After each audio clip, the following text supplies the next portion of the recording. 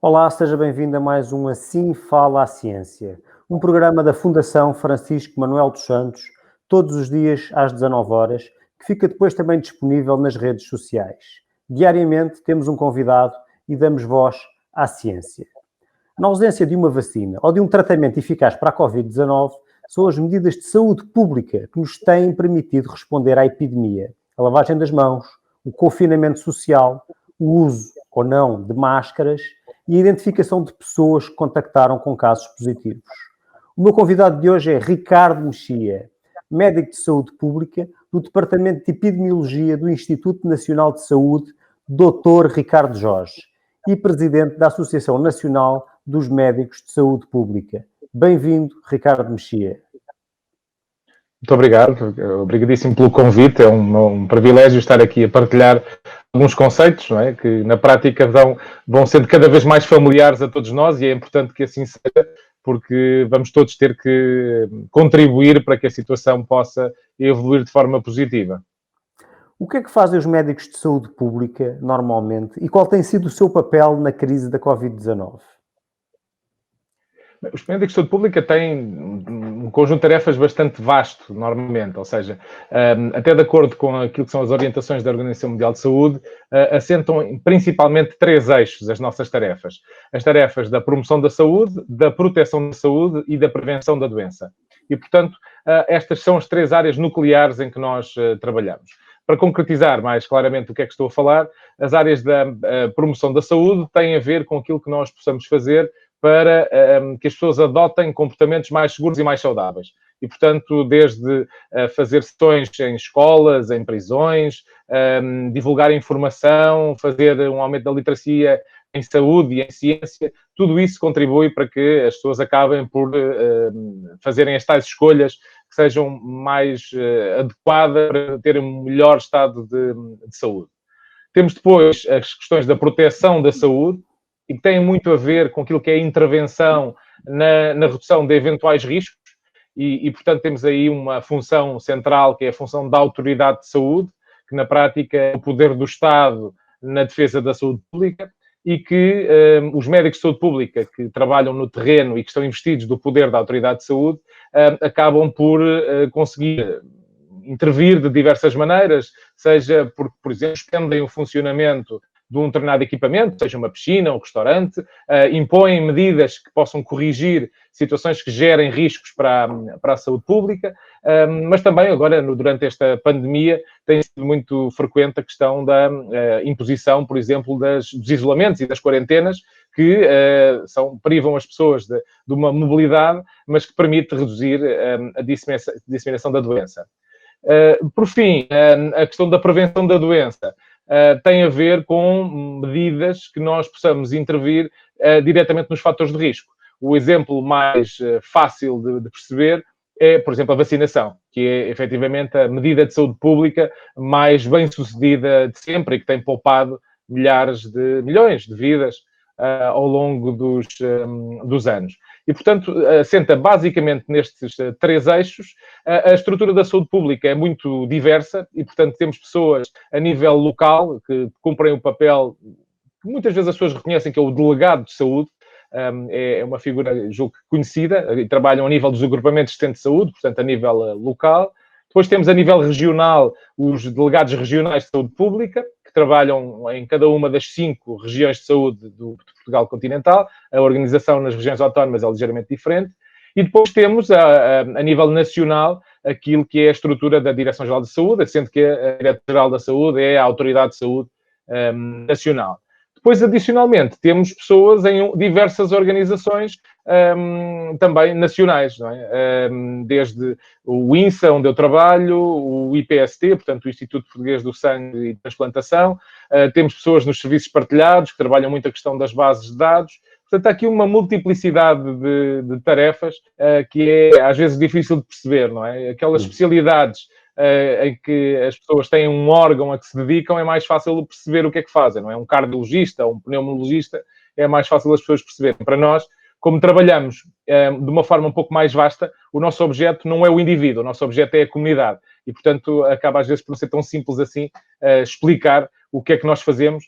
E tipicamente o que acontece é que aparecemos mais vezes quando as coisas estão a correr menos bem, não é? Que agora com a pandemia, quando foi o surto de sarampo, quando foi a legionela, tendencialmente nessas situações acabamos por ter mais visibilidade, mas fora destas situações em que temos emergências de saúde pública, há um trabalho muito importante também de vigilância epidemiológica, ou seja, nós monitorizamos permanentemente o estado de saúde da população, por forma a identificar qualquer problema e intervir precocemente sobre ele para que ele possa ficar, digamos, controlado ou contido. Nós sabemos que o vírus, o novo coronavírus, se transmite entre seres humanos. Mas tem-se falado em pelo menos 3 formas de transmissão. São grandes gotas, como aquelas que expelimos quando tossimos, espirramos ou falamos.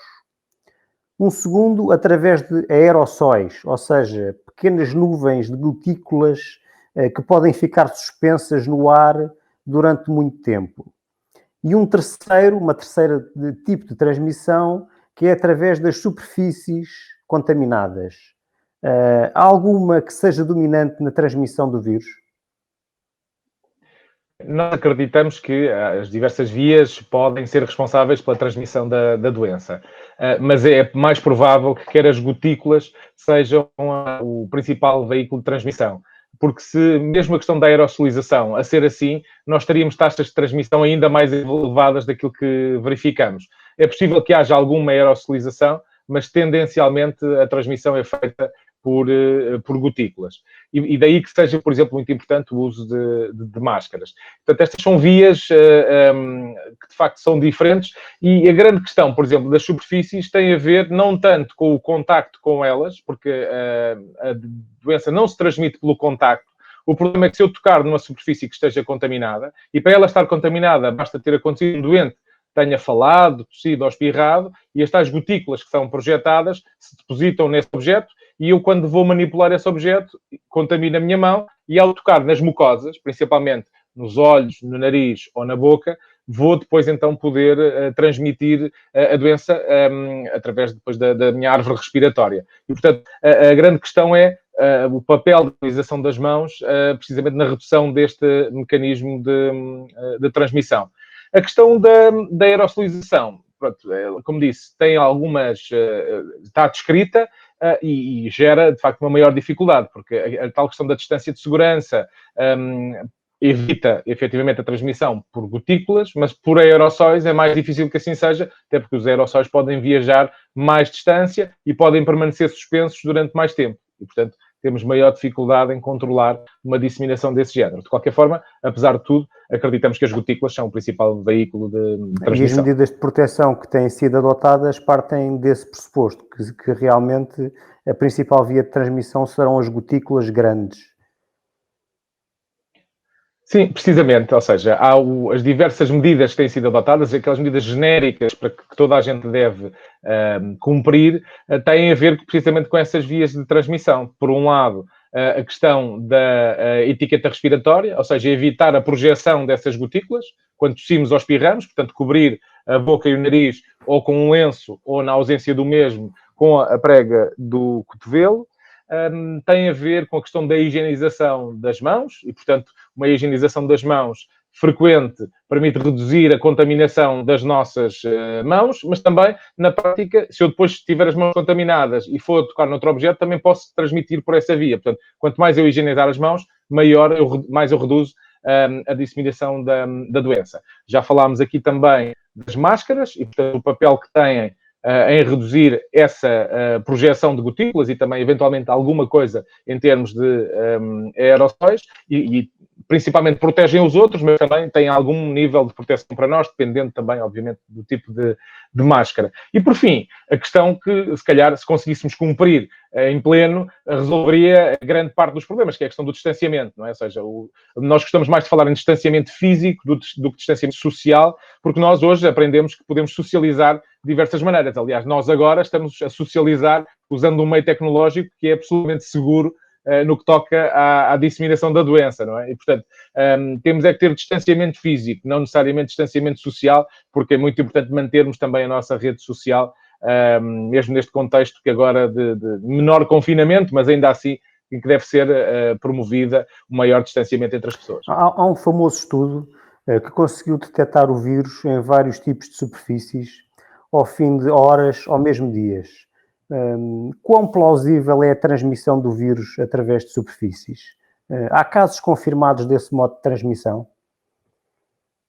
Sim, há vários estudos que apontam para a possibilidade da contaminação das superfícies. Nós temos dificuldade em quantificar qual é que é a proporção de casos adquiridos por uma e por outra via de transmissão.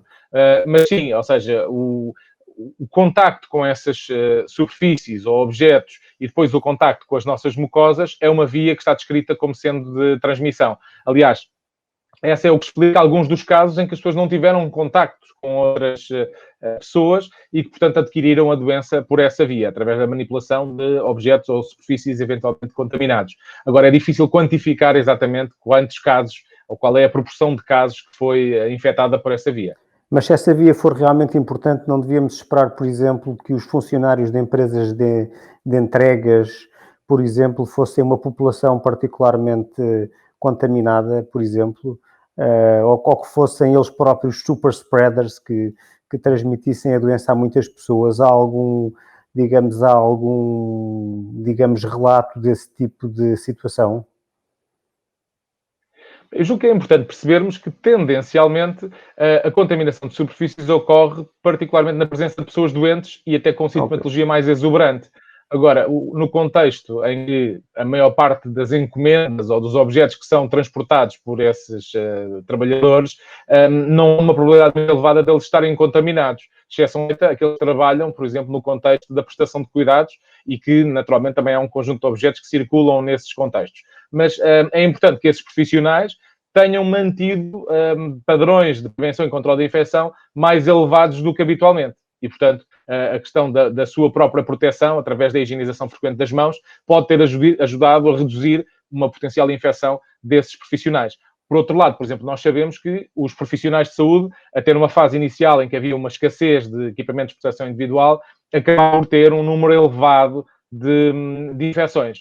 E, portanto, isso é algo que devemos ter isso em atenção. Do ponto de vista de quem trabalha nas entregas ou até nas recolhas, não tenho dados objetivos para saber se houve ou não uma maior taxa de incidência, mas não conheço nenhum estudo que aponte nesse sentido, de facto. É importante deixar os sapatos à porta? Há vários estudos que identificam, no contexto da prestação de cuidados, uma contaminação elevada, quer dos pavimentos e também dos sapatos de quem trabalha na prestação de cuidados. Já em relação à população em geral, não há muito essa evidência de que os sapatos sejam uma via de transmissão particularmente frequente ou eficaz sequer. Sabemos bem que quando chegamos a casa e tiramos os sapatos, isso pode, nós ao manipularmos os sapatos, podemos ter infectar as mãos, não só com Covid, mas também com outros agentes, que sabemos que o chão em que circulamos não é estéril, obviamente. E, portanto, a higienização das mãos após chegar a casa é importante. Do ponto de vista de deixar os sapatos à porta ou mantê-los calçados, é até uma questão, diria, cultural. Eu, tendo vivido 2 anos num país nórdico, há mais de uma década que os meus sapatos não passam do hall de entrada. E, portanto, é uma questão prática. Não, mas os meus... Do ponto de vista concreto e objetivo, não há que eu conheça casos concretos que tenham sido infectados por a pessoa ter os sapatos contaminados. Agora, nós também temos dificuldade em ser muito rigorosos na identificação dessas vias de transmissão, não é? É difícil para um indivíduo que nós não sabemos qual foi a via de transmissão, saber se foi precisamente a questão dos sapatos contaminados ou se foi ele no metro ou no sítio onde trabalha que foi infectado. Portanto, não é muito claro que isso tenha sido muito frequente como via de transmissão. De qualquer forma, pode ser uma cautela adicional, particularmente para as pessoas que têm no seu domicílio pessoas ou são parte de um grupo de risco ou alguém que tem mais dificuldade em cumprir as medidas de segurança, como são as crianças, não é? E, portanto, se eventualmente deixarmos os sapatos à porta, podemos reduzir o risco de contaminação, e não só por Covid, mas também por outros agentes infecciosos. E a higienização das ruas, dos pavimentos, das estradas, dos passeios, como temos visto em alguns países e também agora em Portugal, em alguma extensão, isso poderá ser uma medida que ajude, de facto, a conter a propagação do vírus? Eu não conheço evidência muito objetiva que vá nesse sentido e tenho dúvidas que seja particularmente eficaz na redução da disseminação. Uma coisa diferente é a higienização das superfícies que as pessoas manipulam, ou seja, botões de elevador, puxadores, corrimões, ou seja, estruturas que as pessoas tocam. Fazer a sua higienização provavelmente terá algum papel na redução da disseminação. Em relação aos pavimentos, até em função do que já falámos em relação aos sapatos, a probabilidade da infecção ser adquirida por essa via, eu diria que é relativamente baixa. E, portanto, a sua desinfecção não está, tanto quanto sei, não há muita evidência que aponte nesse sentido. Há várias câmaras, várias instituições que o estão a fazer, mas eu tenho pouca confiança na robustez da decisão do ponto de vista científico. Será talvez mais uma medida para tranquilizar a população? Eu julgo que tem mais um efeito do ponto de vista da comunicação do que do ponto de vista da efetiva redução do risco de disseminação da doença. Por exemplo, outra medida que me causa também alguma perplexidade e que vai também nessa linha, tem a ver agora com a desinfecção das escolas. As escolas que estiveram encerradas durante mês e meio, mesmo que estivessem ultra contaminadas na altura, passado um mês e meio, não há, os vírus não teria viabilidade, porque ele fora do organismo humano é bastante mais frágil. E, portanto, tenho dificuldade em perceber qual é a vantagem de fazer a desinfecção e descontaminação das escolas. Por um lado, porque à partida era pouco provável que estivessem particularmente contaminadas, não são instituições de prestação de cuidados, de saúde, e por outro lado, ainda que assim fosse, passado todo este tempo, a probabilidade de ainda haver contaminação é muito reduzida, para não dizer nula. É membro da Comissão Científica do movimento Máscaras para Todos, em Portugal. Inicialmente consideradas inúteis pelas autoridades de saúde, fala-se agora do uso de máscaras comunitárias. O que distingue as máscaras comunitárias das de uso médico? Houve uma evolução da abordagem no que toca às máscaras. Numa fase inicial, nós não recomendávamos a sua utilização fora do contexto da prestação de cuidados ou por parte dos doentes confirmados, mas entretanto houve uma evolução, que fruto até da experiência asiática e da experiência, por exemplo, da República Checa e da Áustria, que acabaram por adotar esses dispositivos em maior volume e que aparenta ter uma redução na disseminação da doença. Mas, efetivamente, temos diversos tipos de máscara. Mesmo no contexto da prestação de cuidados, também há vários tipos. Nós costumamos falar tipicamente das máscaras cirúrgicas, que são aquelas que diria mais conhecidas e que, como o próprio nome indica, são utilizadas tipicamente no contexto de uma intervenção cirúrgica para reduzir o risco de transmissão da doença dos cirurgiões para o doente. Na medida em que durante uma intervenção cirúrgica a pessoa tem a perda de uma barreira importante que é a pele. E, portanto, para evitar a contaminação da pessoa, do doente, utilizam-se então essas máscaras ditas cirúrgicas. Depois temos níveis de proteção sucessivamente maiores, com as FFP2 e FFP3, que têm a ver com o nível de proteção que essas máscaras apresentam e que sucessivamente mais elevados e que essas sim já protegem o próprio utilizador da máscara. Portanto, evitam a aparição de gotículas por parte do próprio, mas também têm filtros que reduzem a probabilidade do próprio se infectar. Já agora, salizar também uma coisa no que toca a estas máscaras de nível FFP2 e FFP3. É que têm válvula, e às vezes as pessoas podem ver uma espécie de um plástico aplicado na máscara. Tipicamente essas válvulas não têm filtro e, portanto, essas máscaras não protegem, por exemplo, a saída de aerossóis. Protegem o próprio, porque quando a pessoa inspira, a própria inspira, o filtro funciona, mas quando a expira, o filtro, como tem uma válvula, a válvula deixa passar o ar sem filtração. E, portanto, essas máscaras não protegem terceiros, protegem apenas o próprio. Portanto, estas são máscaras para serem utilizadas no contexto da prestação de cuidados. E há já agora um acessório adicional, também no contexto da prestação de cuidados, que é importante, que são as viseiras. Portanto, as viseiras, aquela película plástica ou mesmo óculos de proteção, são importantes para quem presta cuidados. Porque sabemos que no contexto da prestação de cuidados a doentes, as pessoas podem tossir, espirrar, pode haver projeção de gotículas pelas mais variadas razões e, portanto, podem atingir os olhos. Portanto, é apenas no contexto da prestação de cuidados que isso faz sentido. Voltando à questão que era das máscaras comunitárias. Essas máscaras comunitárias são máscaras que têm como função como o próprio nome indica, no contexto comunitário, reduzir a disseminação da doença. Tem já uma ampla tradição na Ásia e agora estão a ser recomendadas aqui também na Europa e, em particular, em Portugal. Estas máscaras podem ser ou certificadas, portanto, há duas instituições em Portugal que certificam essas máscaras. Estou a falar do Infarmed e do CITEV. E, portanto, essas máscaras podem ser certificadas por essas organizações ou então podem ser feitas no domicílio das pessoas, uma confecção caseira, utilizando materiais que as pessoas tenham à disposição. E, portanto, nesse caso, provavelmente as pessoas têm que incluir nessas máscaras comunitárias a utilização de um filtro. E um filtro pode ser algo tão complexo, diria, como um filtro de café, ou uma coisa tão simples como duas folhas de papel de cozinha, de rolo de cozinha, e uma folha de lenço de papel, que permite fazer uma boa filtração, coadjuvando o papel da máscara. Ou seja, a máscara deve ser em tecido, preferencialmente algodão, ter duas camadas, uma camada exterior e uma camada interior, e no meio, então, coloca-se o tal filtro dos mais diversos materiais. Por exemplo, há filtros que são extremamente eficientes, são, por exemplo, os filtros de aspiradores. Eu tenho aqui uma máscara comunitária que tem precisamente esse espaço para ter o filtro no interior. Muito bem.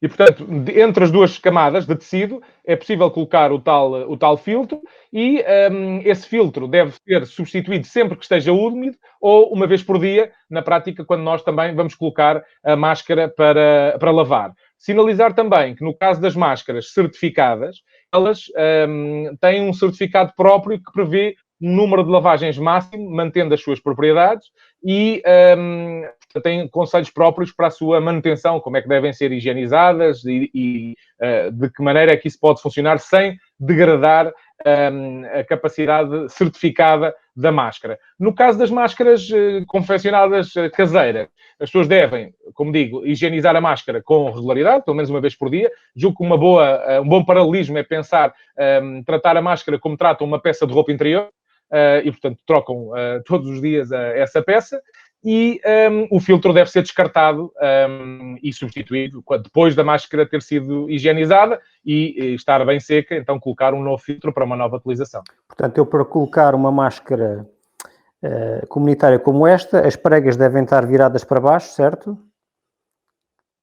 Exatamente, ou seja, elas devem ter do lado de fora, as pregas devem estar viradas para baixo.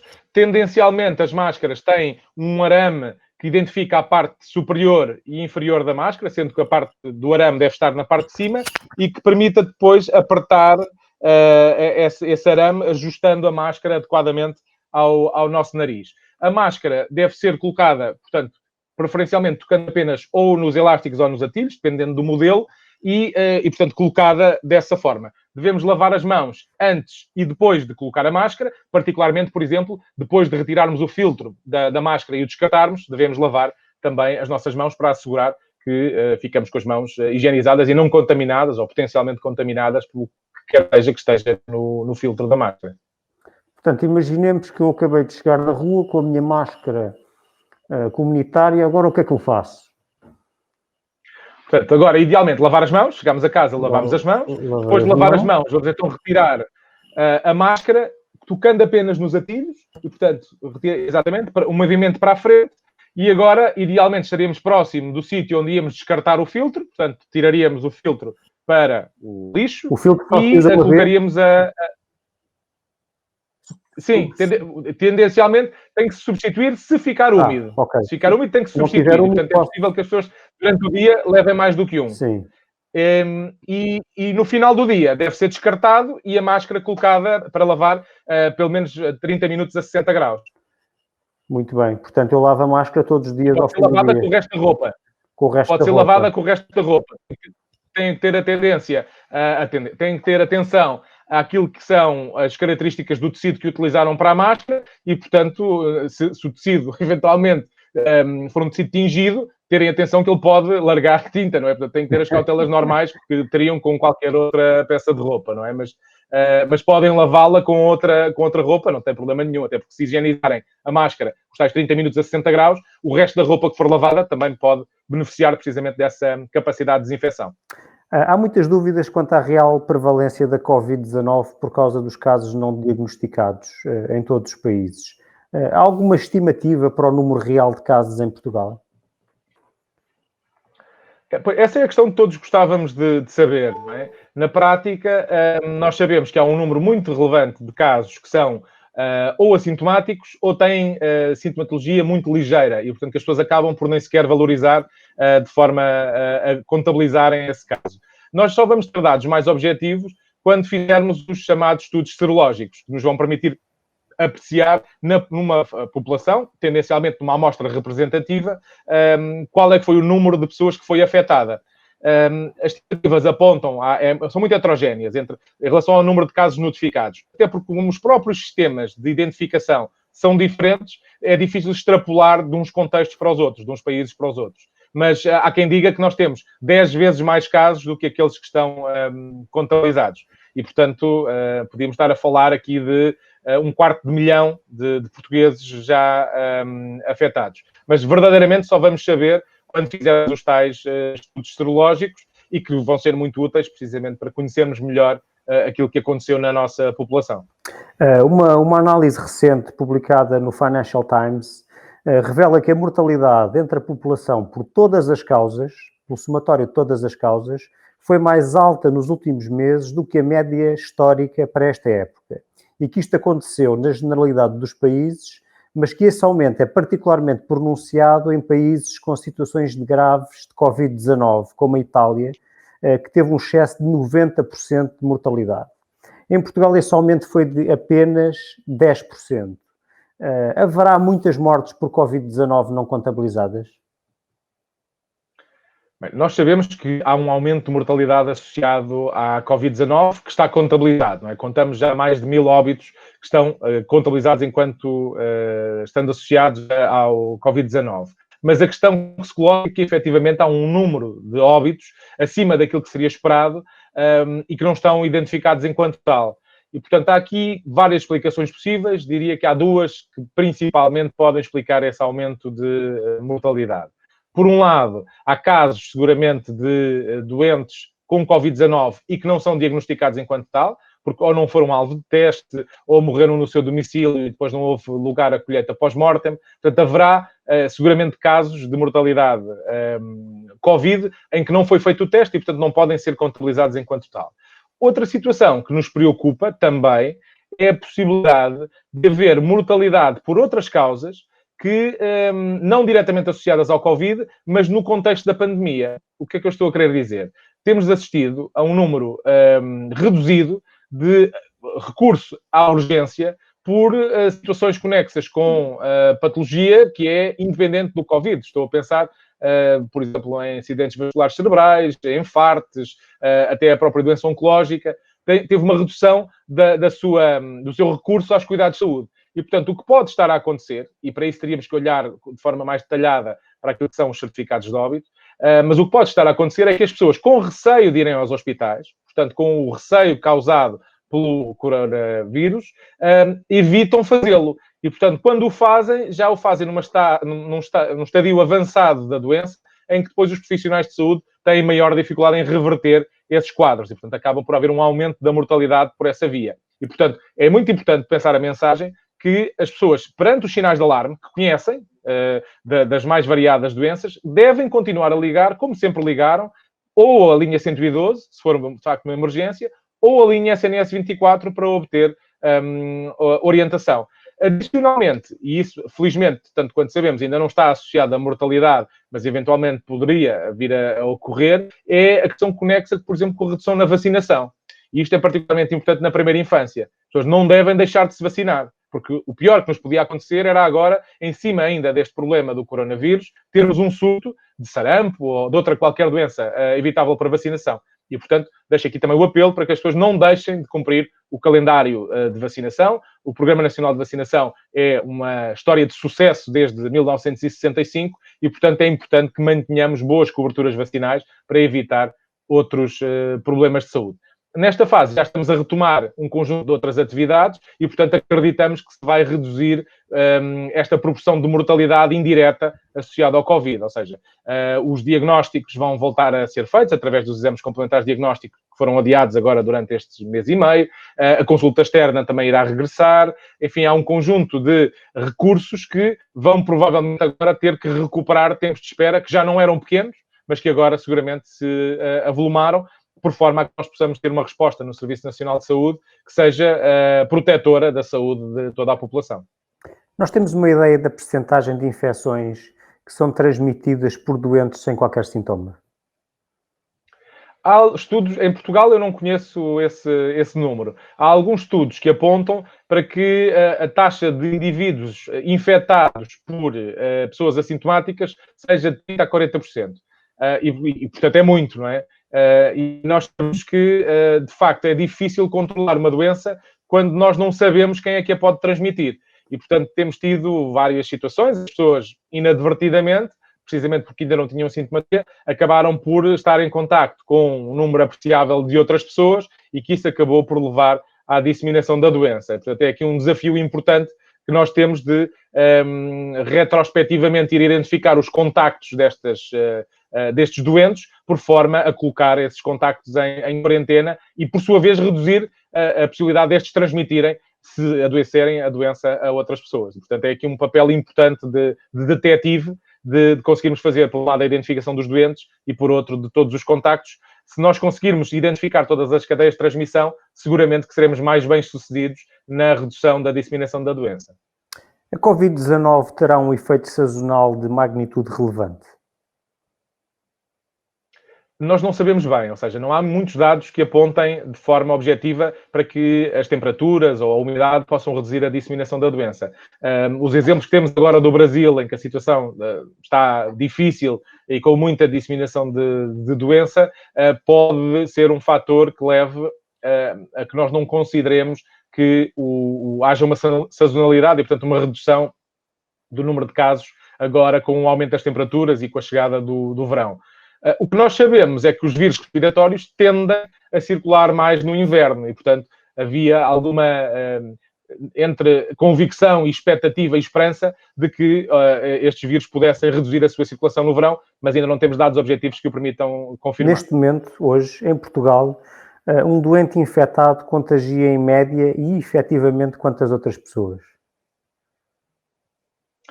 Pois, o famoso R, não é? Ou seja, tem sido muito estimulante ver tanta gente a falar sobre epidemiologia, não é? O valor do R quase equiparado aos pontos de um qualquer clube de futebol na tabela classificativa. E, portanto, é bom ver as pessoas a falar de ciência e a discutir estes números. Bem, o que nós sabemos é que temos um número de R, que é o R0, que é um número teórico, ou seja, numa população completamente suscetível, sem imunidade e sem qualquer tipo de controle, nós acreditamos que o R oscilasse entre 3 e 4. Ou seja, cada pessoa transmitiria a doença a 3 a 4 pessoas. E, portanto, isto daria rapidamente um crescimento exponencial. Portanto, isto era um número teórico. Depois, no contexto real, obviamente que isto ainda não se verificar desta forma. E, portanto, o que estamos a verificar agora é que o número do R foi descendo de forma gradual. Teremos ultrapassado o 1, e o 1 é um valor muito importante no R, porque é aquilo que diferencia entre, se estivermos acima do 1, a doença estar a crescer, ou se estivermos abaixo do 1, a doença estar a decrescer, e, portanto, temos passado abaixo do 1, e estaremos agora... Nós temos dificuldade com os dados, porque, na prática, nós só temos acesso aos dados que são divulgados pela DGS no seu boletim, e esses dados são dados por data de notificação da doença. Idealmente, para calcular o R, o que nós deveríamos ter era uma data de início de sintomas. E, portanto, a DGS e o INSA, que têm acesso a esses dados mais minuciosos, a título individual, conseguem calcular este R de uma forma mais eficaz. Nós acreditamos, pelas contas que temos feito, que o R agora está entre os 0,7 e os 0,8. Tínhamos descido já mais abaixo desse número, entretanto o número subiu um pouco e, infelizmente, perante a redução das restrições, é provável que o número possa subir um pouco. Se nós reduzimos as restrições, a disseminação pode aumentar um pouco. Portanto, a nossa expectativa é ver se nós conseguimos manter, apesar de um crescimento que é previsível, esse valor abaixo do 1. Mas, como digo, para ter dados mais rigorosos do valor de R, até com resolução regional, porque sabemos que a velocidade da disseminação da doença é bastante heterogénea em Portugal. Tivemos muitos casos na região norte, mas, por exemplo, a região Alentejo foi praticamente poupada à disseminação e, portanto, é difícil para nós ter esses dados. Seguramente as autoridades terão dados mais objetivos sobre esse número. No fundo, agora, com a progressiva abertura da economia e da atividade, o que se pretende fazer é qualquer coisa como manter as medidas de confinamento, mantendo a atividade, ou seja, tomar outro tipo de medidas de prevenção que nos permitem um certo isolamento social saindo de casa. É isso que nós pretendemos fazer. Na prática, o que vamos tentar fazer é compensar a redução das medidas de confinamento com outras medidas de saúde pública que possam equilibrar os pratos da balança, tendencialmente no sentido até de reduzir mais a disseminação da doença. E isso implica transpor para o contexto das diversas atividades aquilo que são medidas de prevenção e controle de infecção.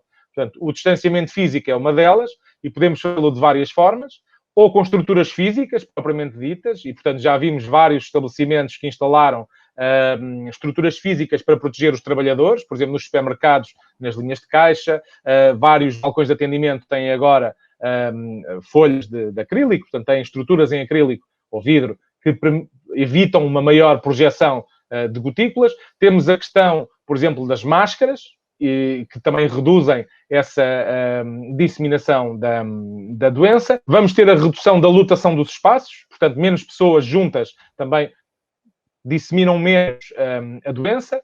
Vamos ter que, provavelmente, manter algumas tarefas que possam ser feitas à distância. Portanto, nós, do ponto de vista, por exemplo, do teletrabalho, demos aqui um salto tecnológico abrupto, que se calhar levaria anos a implementar. Portanto, eu diria esta é digamos, um dano colateral, ou um efeito colateral positivo do Covid. Foi que um conjunto de atividades acabou por permitir funcionar à distância, e nós hoje, se calhar, isto seria uma conversa que teríamos em pessoa, não é? E estamos hoje aqui a tê-la através de meios tecnológicos. E, portanto, tudo isto são alternativas úteis e importantes para nós reduzirmos a disseminação da doença. Na prática, nós estamos a tentar diferir os casos no tempo, assegurar que o nosso serviço de saúde continua a responder com um nível de serviço que seja consentâneo com este aumento da procura, e estamos a tentar, em boa verdade, ganhar tempo. Porque verdadeiramente só vamos resolver o problema quando encontrarmos uma de soluções. Ou teremos uma vacina eficaz e que possa ser distribuída em massa às populações, ou teremos uma opção terapêutica que também permite controlar a doença com maior facilidade, e a terceira opção é atingirmos um nível de infecção tal na comunidade que já nos permite aceder à imunidade de grupo. E até ver, não parecemos estar próximo de nenhuma das possibilidades. Há quem advogue que, por exemplo, em relação à imunidade de grupo, se nós assumirmos que o comportamento das pessoas e a suscetibilidade das pessoas não é homogénea, e, portanto, podemos precisar de menor nível de imunidade para assegurar esta tal imunidade de grupo. Isto ainda assim estaria na ordem dos 15, 20%. Sim, nós falámos com a matemática Gabriela Gomes, que precisamente nos falou desse modelo heterogéneo. Exato. Mas pronto, lá está. Também é um modelo, não é? E há uma coisa que nós sabemos, é que os modelos estão todos errados. Podem estar muito errados ou pouco errados, mas nós só vamos saber depois deles acontecerem, não é? Por exemplo, um dos modelos que serviu de base numa fase inicial e que foi muito considerado era o modelo do Imperial College, de Neil Ferguson. Só que o modelo que eles estavam a utilizar era um modelo que funcionava num cenário de não intervenção. Ou seja, se nós não fizéssemos nada, se nada acontecesse, aquilo era a disseminação exponencial dos casos. E, portanto, também não era verdadeiramente um modelo que fosse facilmente transponível para a nossa realidade. As pessoas, até por receio individual, adotariam, tal como aconteceu em Portugal, até antes das medidas de confinamento, as pessoas acabaram por se reservar mais ao seu domicílio. E, portanto, o problema dos modelos é exatamente esse. Nós só sabemos se eles são... correspondem ou têm uma boa relação com aquilo que é o comportamento na realidade depois de acontecer, porque os modelos são baseados em parâmetros. E num cenário de incerteza como é este do Covid, nós temos que usar determinados pressupostos para incluir nos parâmetros. E, portanto, isso podemos acertar mais ou menos, e tendencialmente, eu diria que os modelos mais robustos que estão a ser desenvolvidos, nós temos uma melhor correlação entre aquilo que estava projetado e aquilo que acaba por ser a realidade. Portanto, eu, apesar de tudo, apesar de estarem todos errados, haverá seguramente um papel importante para os modelos e que nos ajudam seguramente a planear e a identificar aquilo que são as medidas para controlar o problema.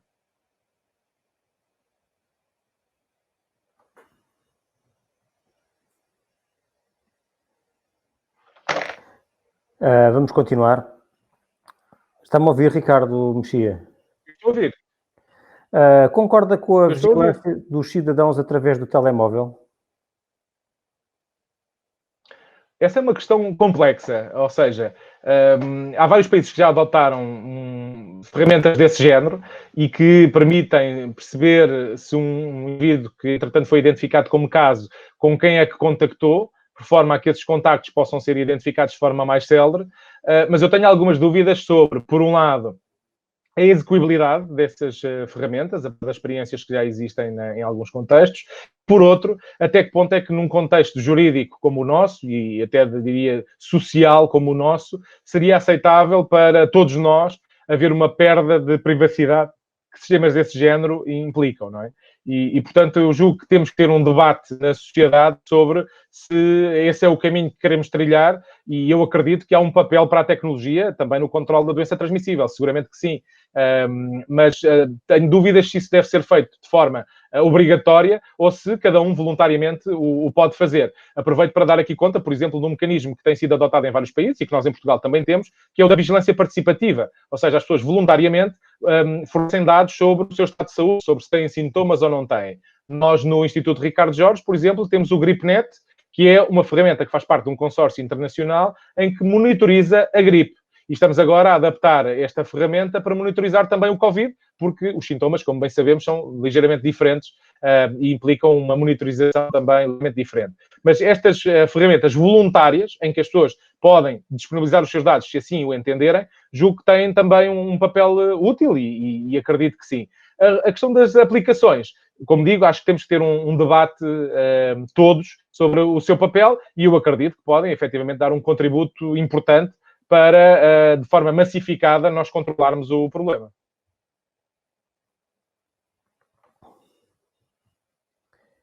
Ricardo Mexia, o que mais lhe dá esperança? Eu acho que temos todos muita esperança que a situação possa evoluir de forma positiva. Há algo que me parece muito útil e que temos que realçar. Há aqui uma conjugação de esforços por parte de diversas entidades, a nível internacional, a nível nacional, que eu julgo que tem sido muito interessante de acompanhar. Ou seja, os esforços que estão a ser feitos no desenvolvimento de soluções terapêuticas, os esforços que estão a ser feitos no desenvolvimento de vacinas, as próprias soluções tecnológicas que estão a ser pensadas, enfim, tudo isto é fruto de uma confluência de vontades que não é tão frequente assim, infelizmente.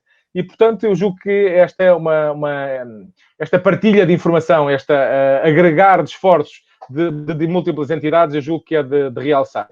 Pois eu acho que também temos que realçar aquilo que foi o papel dos cidadãos, não é? Os cidadãos tiveram aqui um papel central ao terem aceito as recomendações das autoridades, ao terem aceito aquilo que foram as imposições e restrições às suas liberdades por parte do governo, porque perceberam que estava muita coisa em risco e contribuíram de forma decisiva para controlar o problema. Portanto, eu quero acreditar que num horizonte breve também vamos continuar a manter essa colaboração interinstitucional, internacional e também com a colaboração dos cidadãos. E acredito que todos juntos, se cumprirmos aquilo que está preconizado, as medidas de etiqueta respiratória, distanciamento físico, higienização das mãos e a utilização de máscaras de forma generalizada, vamos conseguir ultrapassar todo este problema de uma forma mais ágil. Inclusivamente, diria que vários destes comportamentos, se perdurarem no tempo, também vão ser úteis para outros problemas, não é? A questão da higienização das mãos, por exemplo, terá um papel também na redução daquilo que é a incidência de doença gastrointestinal, naquilo que é a incidência da própria gripe, e, portanto, eu acredito que estamos aqui reunidas as condições para que, no futuro, consigamos enfrentar outras situações análogas de forma mais eficaz. E deixava também um repto, que é nós temos que perceber que este tipo de situação, estas pandemias, não são, isto não é um episódio único e, portanto, vão se repetir no futuro.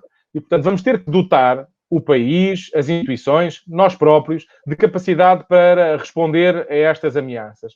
Portanto, deixava aqui um pedido, um apelo, para que, quando as coisas acalmarem, possamos ter uma reflexão importante sobre o papel, por exemplo, da saúde pública, que recursos é que queremos alocar, que equipas é que queremos construir, para ter uma capacidade de resposta mais ágil, mais eficaz, perante ameaças deste género.